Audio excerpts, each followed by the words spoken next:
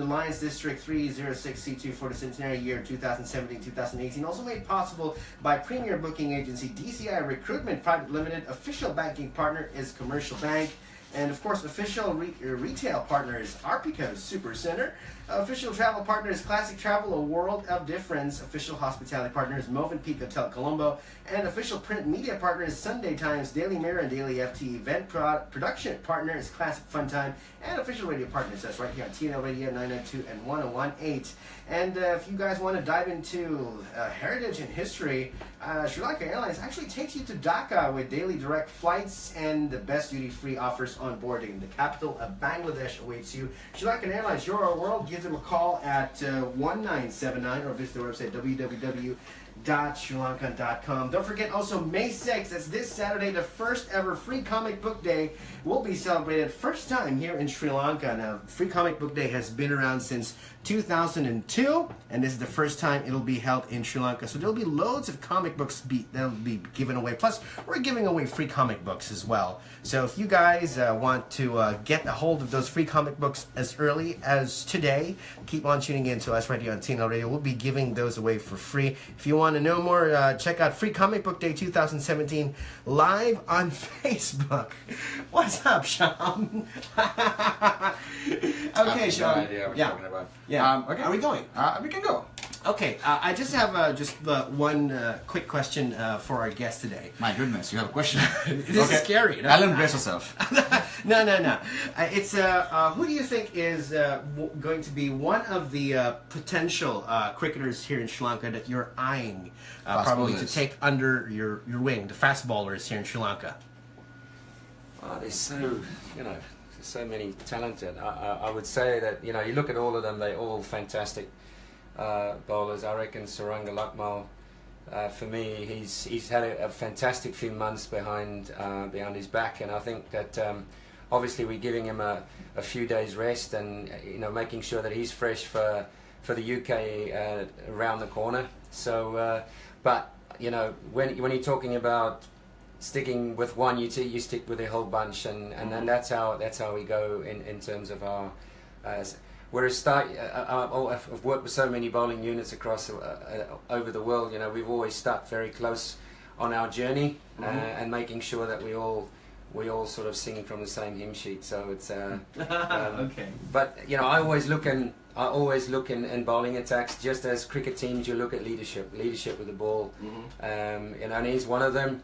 And Lasith Malinga is the man right up there who will be leading this attack. Yeah, Lasith. I mean, it was the first time I ever seen somebody ball like that, because it was actually, I had my first against Bangladesh. Yeah, cricket. I watched a big tournament, international tournament, for the very, very first time in Sri Lanka, and it was awesome. Is that we actually caught it on video. I was like so excited. I had the stickers on and wore the jersey and just like going out with the crowd. It was so awesome to see. Lasith like throw like that. So and now we have you, and wow, it's going to be awesome, right? It's important that it's as far as Sri Lanka cricket is concerned, it's quite an important move, and it's a brilliant move because we in fact got a man who's got two things. One, he's got the understanding and knowledge of conditions in England, and he knows everything about fast bowling. Oh yeah, now, definitely. Tell me, Alan, how does the swing and seam conditions apply in England as opposed to what we're doing right now? And do you think Candy will bring us any closer to those conditions? What's the temperature in the UK, Simon? At the moment it's about 5 degrees, I think. Oh, it's pretty yeah. chilly. Yeah. My last Champions Trophy was in the UK as well in 2014, and I can tell you now that I sat with jackets and beanies on during that first couple of games. So I also think that because there hasn't been that much rain over in the UK over the last month or so, there's not been a lot of rain. Yes, it's been cold over the last few, say, week and a half. Very cold, very, very cold. I mean, 4 degrees, 7 degrees. So I think as I said in the press conference the other day, the use of the two new white balls bowling first is going to be massive, because there's always something in the wickets, but also the fact that there hasn't been that much rain. The wickets have now, you see some of the scores, there's been 300s in one-day games. and other teams have chased them down really, really well. So that's one factor. So, but I think the emphasis on making a big hole in that power play with 2 new white balls is absolutely crucial for us, you know. So it doesn't matter if you bowl first. Yes, there's a slight advantage because the wickets are there'll be something in them, just a touch, and then it'll be very good batting deck. So the oval, and we get first use of the oval, so there's no one's going to play before us. We get first use against South Africa, so it's going to be a fresh pitch. You know, the oval has always been fantastic decks, really good batting wickets. And there's a bit of extra bounce and pace. So, but yeah, I just think that if you're going to make a statement, you've got to make a statement early with those 2 new white balls. You'll have to, and especially against South Africa in their batting lineup, Sri Lanka's going to have to go gung ho at them. Saimo, now tell me from the preparation point of view, how has it been in the run-up to the ICC Champions Trophy for Sri Lanka? And we've obviously had a very successful interprovincial tournament, some good talent coming there. And what's next in terms of our prep for the boys? Yeah, well, today really was the start of our preparation period. So the lads came in today. The squad was in at Ketarama, and you know, it was very, very hot. Oh, so yeah. the lads, you know, we couldn't train for too long because energy levels were getting hit quite early. But we've got a plan over the next 5 days in Colombo to do various training. Then the lads will get on the bus and go up to Kandy. And the thinking behind that is just it's a fantastic facility up there now. But the potential for us to produce wickets closer to English conditions than maybe here in Colombo. You know, we've got indoor facilities there if the weather did break, which potentially could happen next week. So you know, we're trying everything for our players to give them the best opportunity of performing in this Champions Trophy. We're also going out, you know, 5 or 6 days earlier to England to do our own training camp at a ground that I know well at Beckenham in Kent. The pitch is pretty similar to the oval. It was laid by the same curator. So we're trying everything possible to get our players exposed to as close to English conditions as we can, and ultimately getting used to whatever weather conditions are there when we arrive. So you know, the board have invested heavily. They can't do any more than they have done on this occasion, and you know, everybody's really looking forward to the challenge ahead. Absolutely, a big challenge as well, given the situation of everything else that's happening. Sri Lanka cricket has had a very interesting sort of 6 months, you could say. One against, well, that was last year, one against Australia, then a good tournament in Zimbabwe, then we had relatively okay success in South Africa as far as the short form was concerned. Australia again, really good stuff, and then we had Bangladesh, where things were all equaled up. But I thought the Bangladesh tournament was a good one because Sri Lanka discovered a new side of them as well, and they rediscovered the fact that they had to put more work in and go into these things, and I think it was a reality check as well, to be honest.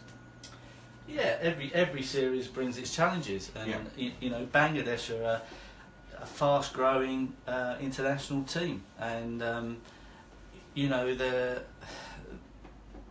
they had obviously the coaching support of the Sri Lankan guys that know the conditions here, so you know, they would have prepared well. But from us, it's a point of view of, you know, every game you play, you should be learning, and our whole strategy has been around the World Cup 2019.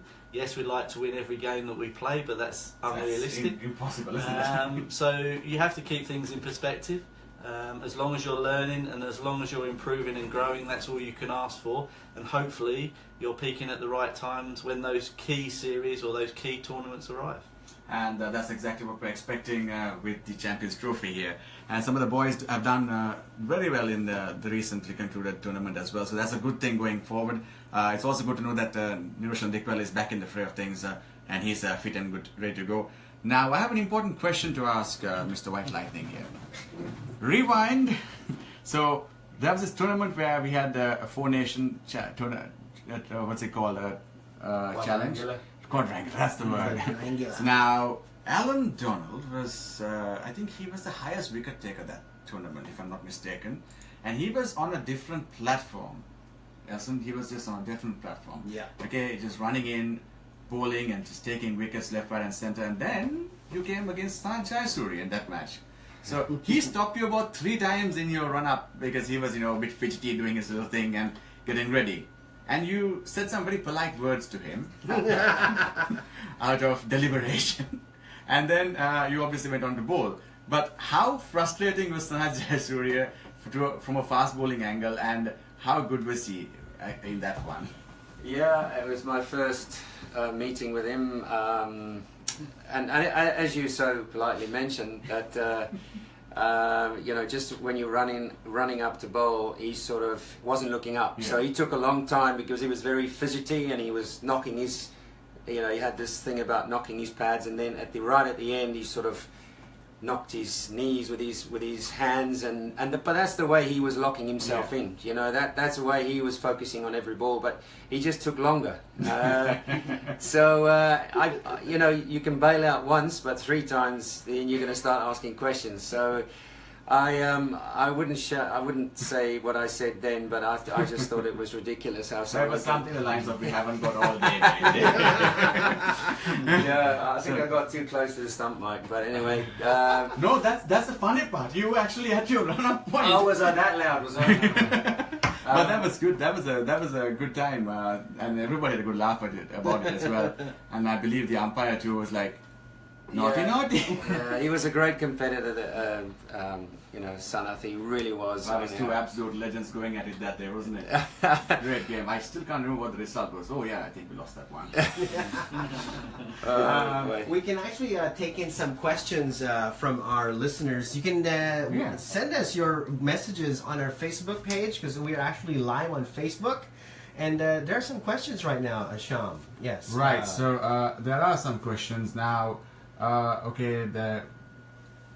There's one by Sachit Malinde. He says, what's the reason behind not including Dhananjay De Silva to this squad? Have a good technique and will be very useful in English conditions.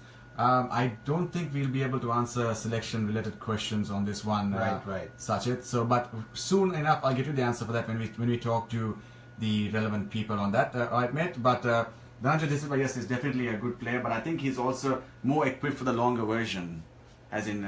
Look, he is a fine player, and he will be a future superstar for this country. There's no doubt about it. Some of the knocks he played against Australia, and Alan was on the other side to witness that. Was fantastic. So yes, he isn't in this tournament, but there's plenty of time, and he will continue to grow and develop and win matches for Sri Lankan cricket. Absolutely, it's a matter of time, and maybe he also needs that time to also develop as well as a player. So those are some of the things that sometimes you have to also take into consideration when picking the best 15 that you can possibly pick out of so many millions of people. I think if I can just come in on that one, absolutely, it's very tough when you have to select 15 players to an ICC event, and there's going to be 1 or 2 very, very fine players that are going to miss out.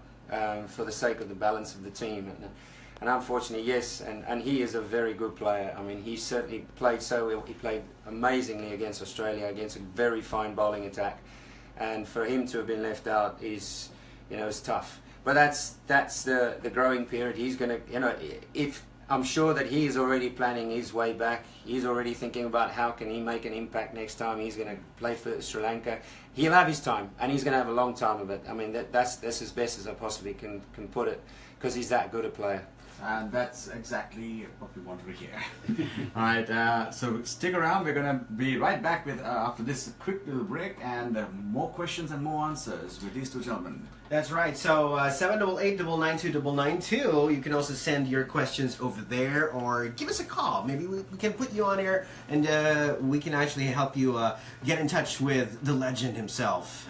White Lightning, Allan Donald. 766-9966 is the number, or on Facebook we are broadcasting live, so send in those questions right away. We'll take a very quick break. John Mayer is coming up next with No Such Thing. Good afternoon, it's 2:37.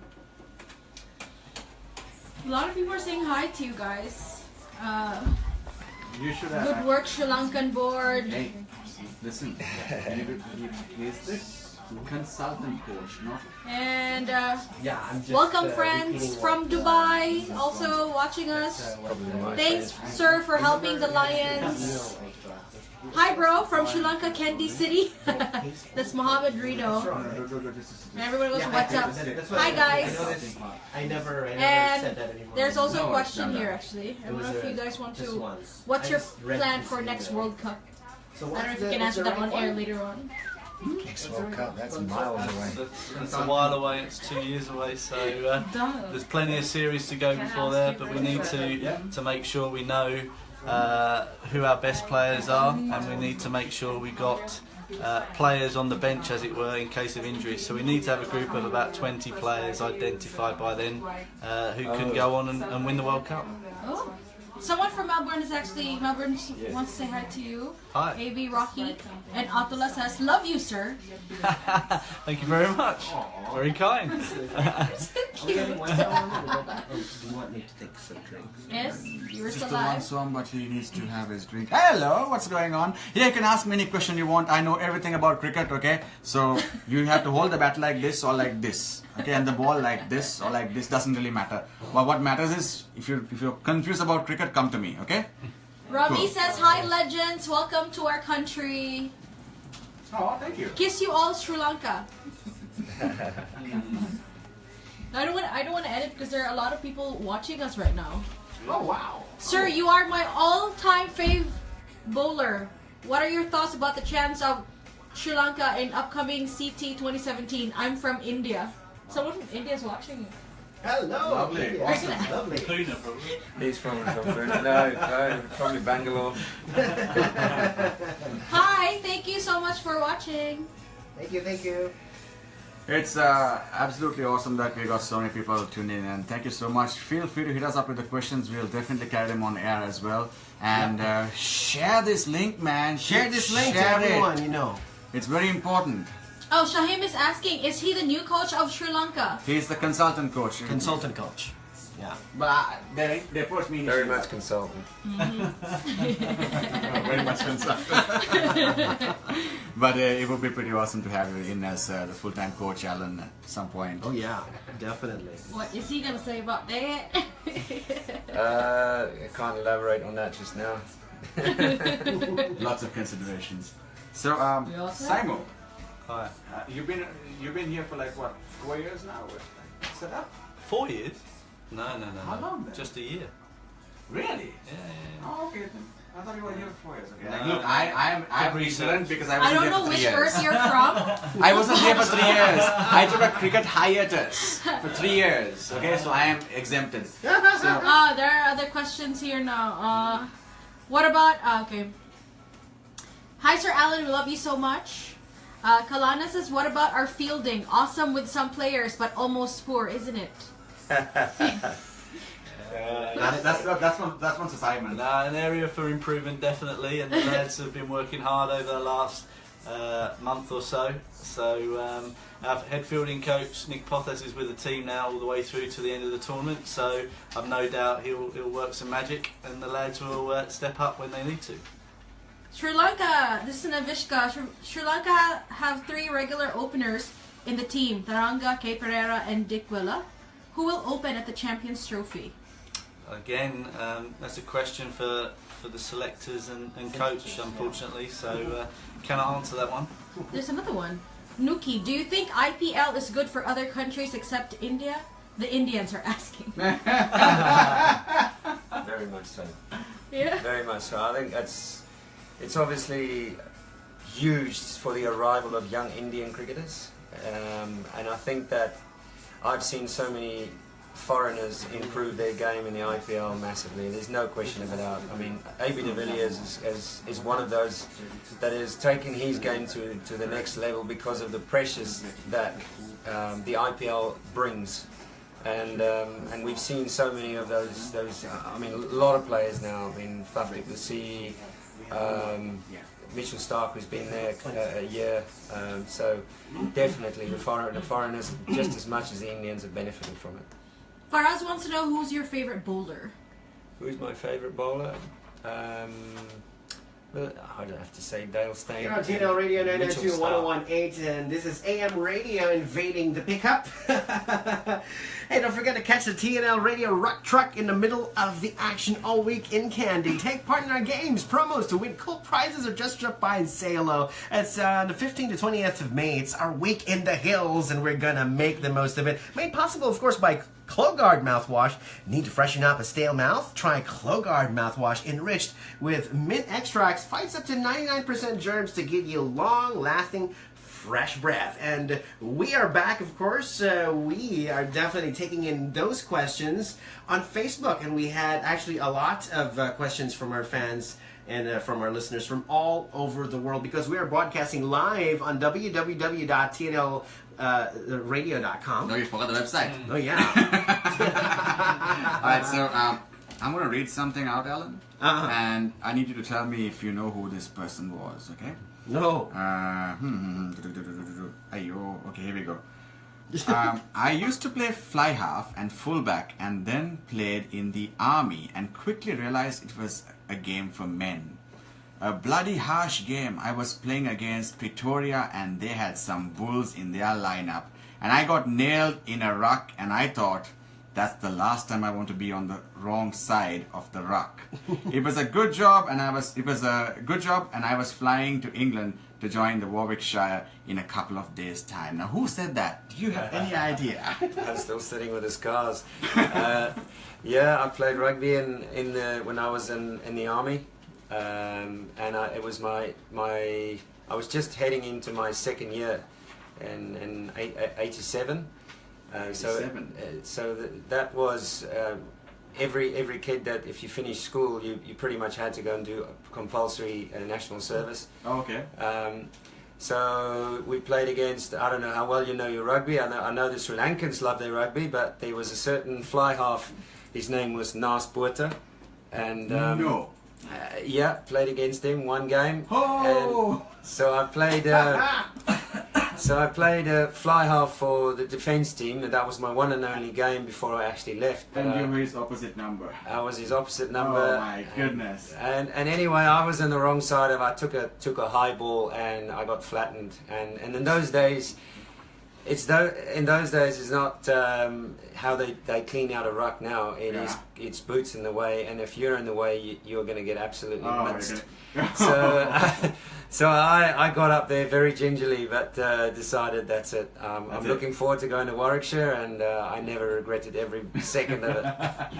Do you know that young Alan was actually contemplating between playing rugby and cricket for the longest time? It was like a choice that was ringing in his head throughout the day and night, and he had sleepless nights about it.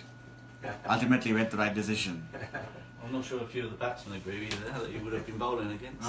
Definitely. Okay, so tell me this, Alan. Now we watched you, right? We watched you run, just bounce some of the greatest batsmen in the world, and even scar them, physically and mentally. And some of them were sent even walk back to the pavilion with a few bruises here and there. And you would just bounce them, and you get even more pumped up. You walk right through them, and you give them this stare, the look of death, right? How did it feel to do that? I wasn't a sledger. That you weren't. So I did some work with a guy in Australia. His name was Alan Jones. He's also a very, very famous celebrity and in the radio world, and he was also coaching the Wallabies. And Kepler Wessels arranged a meeting with him, which he was a fantastic mental coach, and he taught me the things about being a leader of not of a team, but not to be a captain, but a leader of a group, a bowling group, and he taught me a lot about the responsibility side of things and what it meant to other people. And so I'm not going to bore you with that, but anyway, so he sort of set me up for my demeanour. What's my demeanour going to be when I bowl? You don't necessarily have to jump in there with boots and all and sledge people, because it means nothing at the end of the day. You're the one turning back. you're the one have to turn back and go and try again. So how are you going to set yourself up, and how are you going to? So I developed this just his words were that never forget that you're on a stage and you're actually acting out something. Right. And you must never give the opposition or the batsman that you're out of the contest. Okay. So my way of staying in the contest was, even if I was faking it, was to stay in the contest by having a proper demeanour and a stare, and because you are playing again, you are trying to set someone up for failure, and you want to try and take this guy to his breaking point.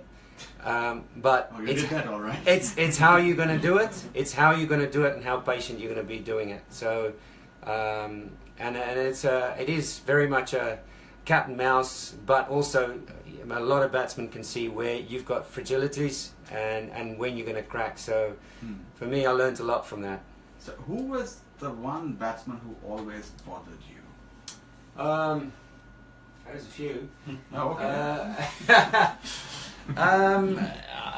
Well, not bothered me as such, but I would say that Brian Lara for me was a guy that was a genius of a player. I really feel that he's definitely in my top three. When I say Tendulkar first, Lara second, and for pure resilience, I would say Stephen Waugh was in that category of just. He could just take it on the chin and just keep nudging it away. He didn't mind that sort of thing, but Brian Lara was a genius. He took you on. He hit good balls for four. Was a tough competitor, and but you always knew that you had a chance with him because he took on fire with fire. So it was, he was pretty much he was a fantastic player. And who was your bunny? I got out a few people. I think Mark Waugh I got out 15 times. Whoa! I think Atherton 11 times. But yeah, those are the things that sticks in your mind. But I'm not really great on these stats. Any fun Sri Lankan play memories? Aravinda De Silva, great player. Really, really good player, gutsy little competitor. He played for Kent actually. Yeah. And we as Warwickshire back in those days were always very watchful when the little man came to the crease, because he was such a flary player, hard to stop, and very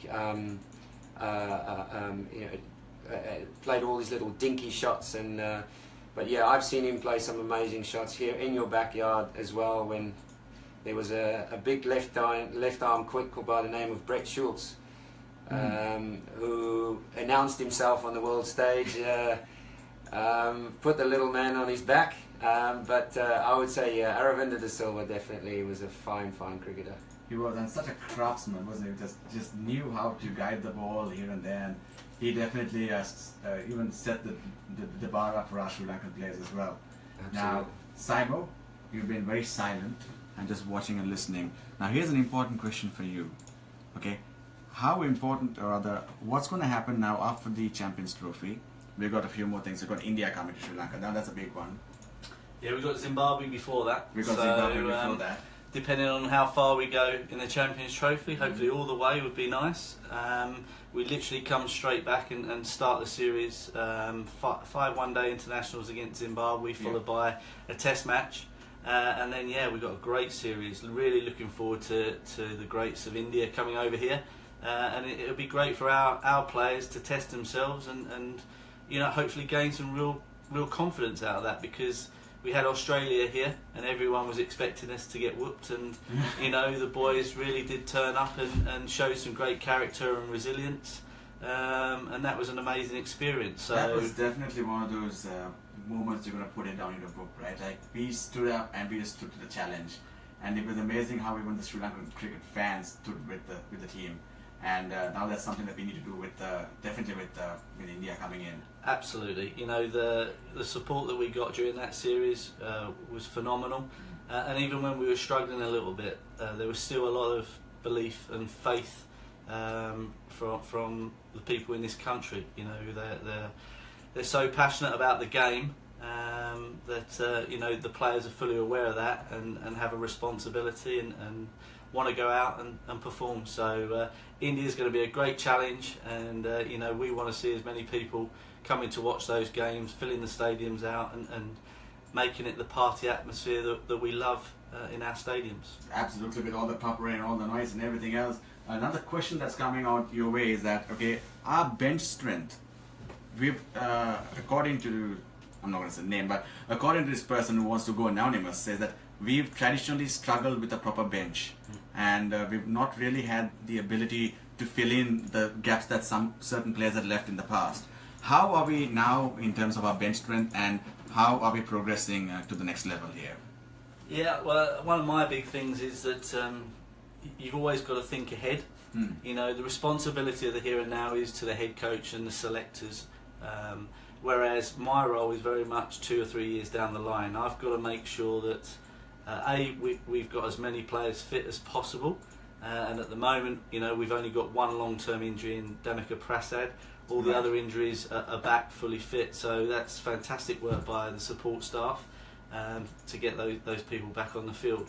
But from my point of view, when I first came, we said we wanted to have an oversupply of players. So out of this provincial tournament, we've seen a number of names come into the hat, as it were, through good, consistent performances, and that can only be healthy for Sri Lankan cricket going forwards. You know, our A teams and our under-19 tours have been increased, so again, that's going to give players opportunity to show what they can do. And for me, you know, if we're leaving players out like Danijay De Silva, then that can only be good, because that means we've got a lot of good players competing for places. And from experience, once there's competition for places, then generally good things start to happen. And the standards just go a notch or two up right away. And that's the good news as far as Sri Lanka cricket is concerned. Everything seems to be falling into place. It's taken a while, it's taken a bit longer than most of you would have expected, but hey, yeah, you're in a rebuilding position and you've got to do it right. But Sri Lanka cricket is now blessed with the right people and the right consultants, as well as the right support staff. And it's important that we as a nation support our team and take them forward and stand by not only Sri Lanka cricket but the Sri Lanka cricket team itself. Am I right there, gentlemen? Absolutely, yeah. Alright, I need to say a very big thank you to both of you for making it on such short notice, like I said earlier on, and a big thank you to Sri Lanka Cricket for facilitating this and everybody behind this. Allan Donald, White Lightning, the Great. Thank you so much. Thank you. You're too good. Stop. No, I'm telling you, you've no idea. Okay? Knock a hole in the wall. It's absolutely amazing that we're actually in the presence of you right now, and we're able to talk about the future of Sri Lanka cricket and what's happening. So I'd like to wish you all the best in this endeavor, and may the force definitely be with you. Oh yeah. And Simon Willis, our high performance manager, a lot weighs on your shoulders, my friend. We need to sit down again and have this discussion maybe in a couple of months' time. Look forward to that. Yep. And thank you so much, Simon, for making it as well. And thank you again for the brilliant input that you gave and you shared with us, because most of the fans were not aware of some of the things that were going on, and you certainly shed a lot of light on those issues. So thank you so much. I can keep going on saying thank you all night. So we look forward to having you back in again on the show at some point, and all the best, and have a good evening. All right. Good evening, or rather, good afternoon, everybody. It's 3 o'clock. Yeah. Check your time. It's 4 minutes down the hour of 2 o'clock. Thank you guys so much for being with us, and to all of our listeners out there, thank you for posting your questions on Facebook. More music then. Coming up next is a track from, Stevie Aoki and Lewis Tomlinson. And just hold on. Good afternoon, everybody. I thought we were going to play Chumbawamba's Tub Thumping. Oh, no, we can't. But that was this guy's favorite song, no? Sean Pollock. What's it called? Chumbawamba. Chumbawamba is a group. Yes, the song is Tub Thumping. Tub Thumping. You know what it is, right? It's an Irish. What's up? What happens? You drink up Okay. until you thump your head in the tub. Bye. Okay. So that's wake up jumping. We're officially ending our live video. Say bye-bye. Bye-bye, everybody. Bye. And you guys end our live video. Thank Aso, you. Thank it is you, good to have you on the Aso. show. On Thank the you. May the force be with you. Listen to them every day, Monday to Friday. 6 a.m. to 10 a.m. We'll try not to bore you. Yeah. We'll try our best. Alright, bye Mama's guys. duty.